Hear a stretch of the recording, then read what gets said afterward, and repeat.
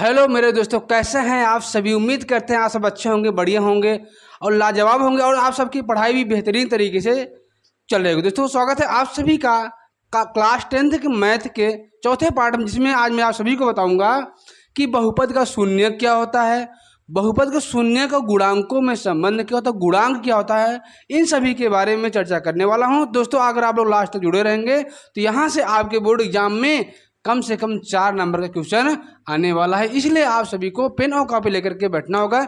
चलिए शुरुआत करते हैं, समय बर्बाद ना करते हुए आप शुरुआत करते हैं कि बहुपद का शून्य क्या होता है। क्या होता है बहुपद का शून्य, किसे कहते हैं। ठीक है, क्या बहुपद का शून्य क्या होता है, बहुपद का शून्य क्या होता है, शून्य किसे कहते हैं।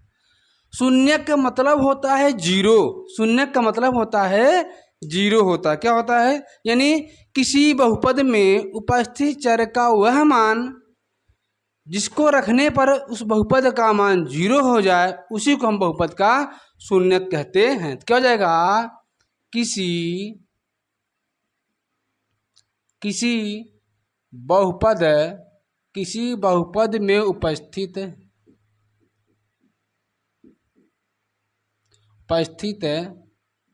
चर का वह मान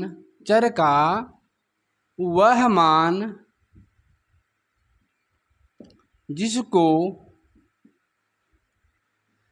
बहुपद में रखने पर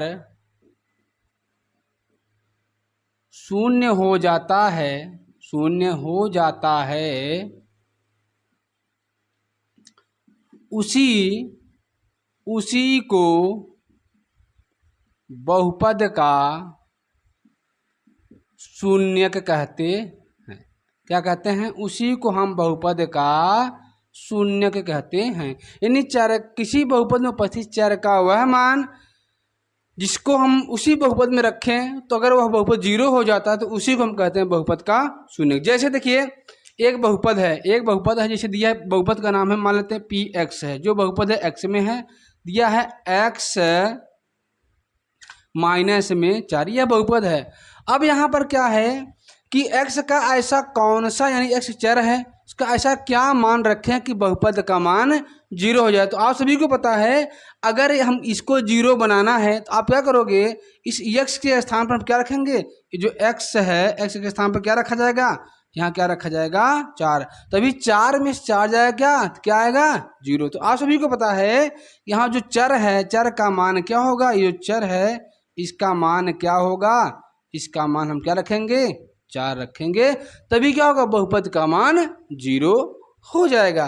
कैसे रखेंगे, लिखेंगे x बराबर 4 रखने पर, क्या करेंगे x बराबर 4 रखेंगे तो बहुपद जहाँ जहाँ x है वहाँ क्या रख देंगे 4, यहाँ हो जाएगा आपका क्या, यहाँ हो जाएगा आपका 4 और माइनस में क्या 4, ये क्या हो जाएगा आपका जीरो। यानी x बराबर 4 पर बहुपद का मान क्या हो गया, जीरो हो गया। अगर बहुपद का मान जीरो हो गया तो जो आपने x का मान रखा है 4, वही बहुपद का शून्य हो जाएगा। अतः क्या होगा, अतः आपका x बराबर 4 क्या है, x बराबर 4 दिए गए बहुपद का क्या, दिए गए बहुपद का क्या होगा, बहुपद का शून्यक होगा। ठीक है, यानी कि बहुपद में उपस्थित चर का वह मान जिसको रखने पर बहुपद जीरो हो जाए, उसी को हम बहुपद का शून्यक कहते हैं। चलिए मैं आपको बताता हूँ एक एग्जाम्पल और। जैसे एक बहुपद है आपका, मान लेते हैं बहुपद px है। अब ये जो बहुपद है हमने लिखा x स्क्वायर में माइनस में हमने कर दिया 9। अब आपको क्या करना है, इस x के स्थान पर ऐसा कौन सा संख्या रखे, चर का ऐसा कौन सा मान रखे कि जीरो हो जाए। देखो जीरो बनाना है तो यहाँ पर 9 आना है, ठीक है, यहाँ क्या रहना चाहिए, यहाँ 9 रहना चाहिए, तभी 9 में से 9 जाएगा क्या आएगा जीरो। तो यहाँ पर x का मान 9 रहेगा कि 3 रहेगा। आप सभी को पता है कि सर जी अगर x बराबर क्या रख दें, 3 रख दें, x बराबर 3 रखने पर क्या रखेंगे 3, क्या हो जाएगा p3, जहाँ जहाँ x वहाँ रखेंगे 3 का वर्ग माइनस 9, तो हो जाएगा 9 माइनस 9, क्या हो जाएगा जीरो।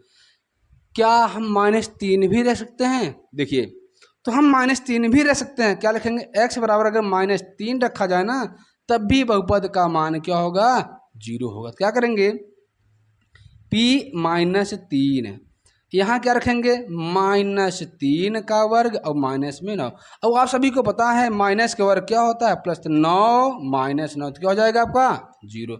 यानी x का मान -3 भी होगा और 3 भी होगा। अतः क्या हो जाएगा, अतः क्या होगा, अतः x बराबर -3 और 3 दिए गए बहुपद का क्या होगा, बहुपद का शून्यक होगा। क्या होगा, शून्यक होगा। तो दोस्तों उम्मीद करते हैं आप सभी को शून्य क्या है, कैसे हम शून्य ज्ञात कर, कैसे हम जानेंगे कि शून्य है कि नहीं, सभी आप सभी को अच्छे से समझ में आया होगा। आइए चलिए दोस्तों शुरुआत करते हैं अब कि शून्य और कैसे किस प्रकार से निकाला जाता है। क्या हम हमेशा ऐसे ही करेंगे, चलिए अब बताते हैं शून्य ज्ञात करने का तरीका। ठीक है, आपको एक बहुपद दे दिया है px, दे दिया आपका x में 6 दे दिया है। इसका शून्य निकलना तो आप कुछ भी मत करिए, आप सीधा क्या करिए, इस px बराबर क्या रख देंगे, 0। जब जहाँ पर px है वो हो जाएगा 0 तो हम क्या कर देंगे, x - 6 बराबर 0 कर देंगे, x बराबर हो जाएगा 6। यही जो x बराबर 6 होगा यही बहुपद का शून्यक होगा। अतः दिए गए बहुपद का शून्यक, देखो इसी को हम शून्यक भी कहते हैं, इसी को मूल भी कहते हैं। शून्य कितना है आपका, 6।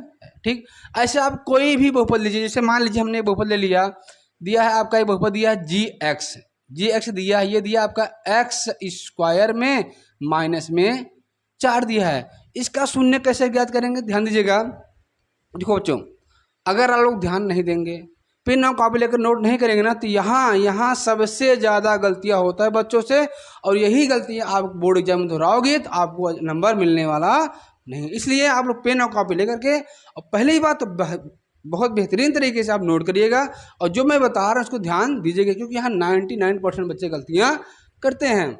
अब देखो अब क्या करना है, हम क्या लिखेंगे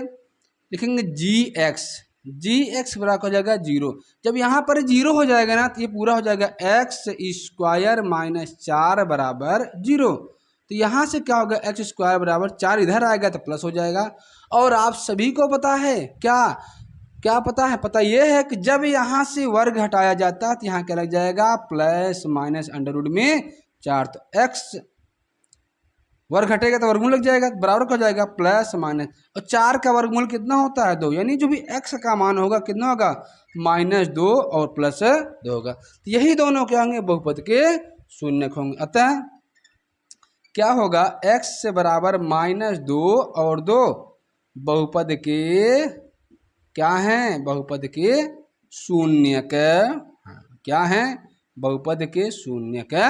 ठीक है, तो उम्मीद करते हैं दोस्तों ये भी क्वेश्चन आप सभी को अच्छी समझ में आया होगा। आइए मैं आपको ना एक गुणनखंड लेकर बताता हूँ। जैसे आपको दे दिया क्या कि एक बहुपद दे दिया px, क्या दे दिया, px बराबर दे दिया x² प्लस में 7 x प्लस में 12। अब देखो इसमें होगा क्या, इसका गुणनखंड होगा। आप क्या करोगे, इसके बल जो संख्या रहता है इसके साथ गुणा करेंगे, तो 4 तिहाई 12 हो गया। तो इसमें क्या करेंगे, 12 का ऐसा 2 खंड करना है कि 2 खंड करने के बाद जोड़ने पर कितना आना चाहिए, 7। क्योंकि अगर यहाँ प्लस है तो इसका ऐसा 2 खंड करेंगे कि जोड़ने पर 7 आए। तो क्या हो जाएगा आपका px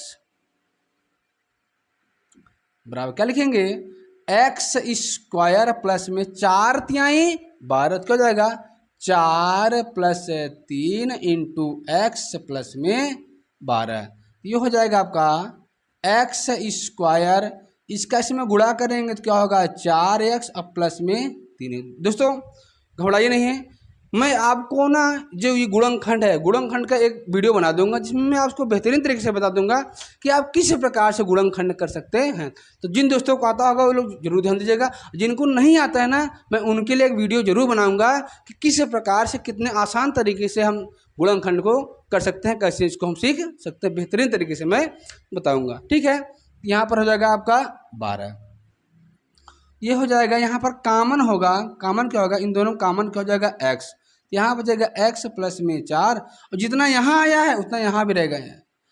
इन दोनों में कॉमन क्या होगा आपका 3, 3 एकन्नम 3 और 3 चौके 12, तो ये हो जाएगा आपका एक कोष्टक में x प्लस 4, एक कोष्टक में होगा x प्लस में 3 होगा।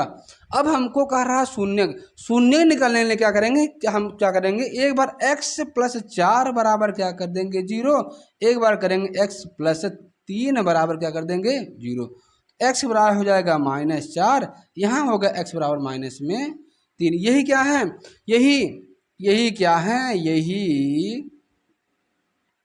यही दिए गए बहुपद का क्या है, शून्यक क्या है, यही दिए गए बहुपद का शून्यक है। ठीक है दोस्तों, उम्मीद करते हैं ये भी क्वेश्चन आप सभी को अच्छे समझ में आया होगा और यही क्वेश्चन आपके बोर्ड एग्जाम में कई बार पूछा गया है। क्या पूछा गया है, शून्यकों और गुणांकों में संबंध। यहाँ तो कार्यक्रम करना ही पड़ेगा, बस इसके थोड़ा सा शून्यकों गुणांकों के बीच में संबंध क्या होता है वो चीज़ें मैं आप सभी को बताना चल रहा हूँ। दोस्तों आप जरूर पेन और कॉपी लेकर इसको नोट करिएगा। चलिए तो दोस्तों चलिए शुरुआत करते हैं कि बहुपद का गुणांक क्या होता है। गुणांक बहुत ही सरल है, जैसे आपको दे दिया, कहेगा कि एक्स स्क्वायर प्लस में 4x प्लस 6 में आपसे क्या क्या पूछ सकता है, पूछेगा x का गुणांक क्या होगा, क्या पूछेगा x का गुणांक क्या होगा। तो x के बगल में जो भी संख्या हो, क्या हो, x के बगल वाला, x के बगल वाली संख्या, x के बगल वाली संख्या जो होगा वही क्या होगा, x का गुणांक होगा। और x स्क्वायर के बगल वाली जो संख्या होगी ना वही आपका क्या होगा गुणांक, वो भी चिन्ह के साथ में लिखा जाएगा। जैसे आपका दिया है x का गुणांक पूछा तो x के बगल में कौन संख्या है, 4 प्लस में है तो 4 लिखा जाएगा। अगर आपसे कह दिया x स्क्वायर का गुणांक क्या होगा, तो x स्क्वायर के बगल में जो संख्या है इसके बगल में यहाँ क्या रहता है, जहाँ कुछ नहीं रहता वहाँ क्या रहता है 1, कितना हो जाएगा 1। ऐसे अगला क्वेश्चन जिससे कह दिया कि 2x square minus 5x plus में 7, इसमें अगर मैं आपसे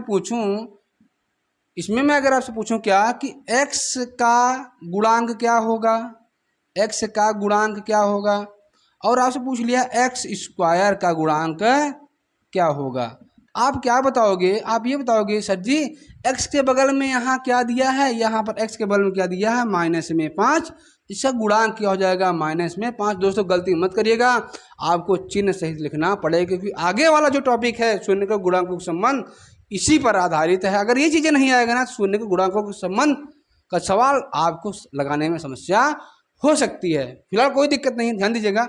अब पूछा है एक्स स्क्वायर का गुणांक, एक्स स्क्वायर के बगल में कौन संख्या है 2, ये हो जाएगा इसका गुणांक। ठीक, उम्मीद करते हैं आपको गुणांक क्या होता है ये अच्छे से समझ में आया होगा। अब चलिए दोस्त शुरुआत करते हैं, शून्यकों और गुणांकों के बीच में संबंध क्या होता है। क्या होता है कि शून्यकों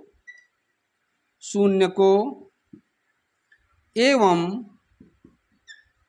गुणांकों के बीच संबंध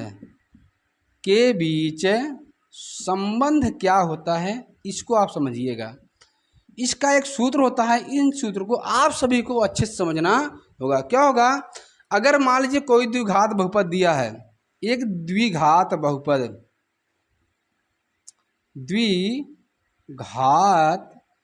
दिया है, ठीक है,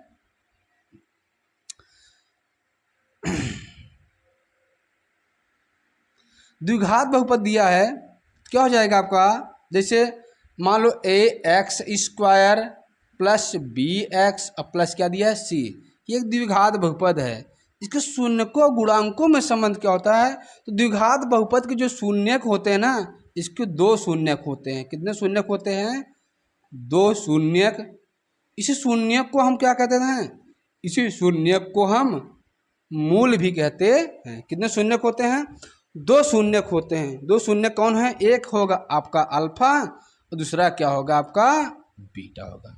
इसके शून्यकों गुणांकों के बीच में संबंध क्या होता है, अब यहाँ से ध्यान दीजिएगा, ये होता है कि अल्फा प्लस बीटा बराबर होता है माइनस